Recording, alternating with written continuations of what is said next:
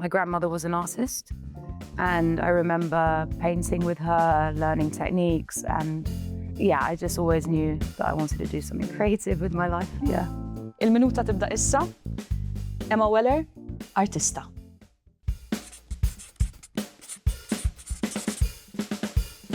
Do you think that there was a period of time in your career, or maybe a particular project you worked on, that you feel really defined who you are as an artist? I'd say the last show I did in London, it was a show called Femina. And that was the show where I really realized that if you put your mind to something, you can get it done. And that was a great location, great public turnout. And I really felt like this is what I was born to do. You've already hinted slightly at this, but you have an upcoming show. What can you tell us about it? So Iya, she in Maltese, a show between myself and Mika Budenberg, who is another Gozo-based artist.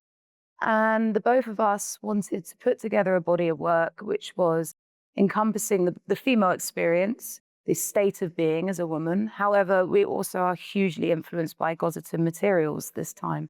The landscape, rocks, pigments, even prickly pears. And it's really exploring not just the female identity in our own personal mythologies, as I like to call it, but it's also how's the landscape, how have our surroundings, how is place really influenced the work this time.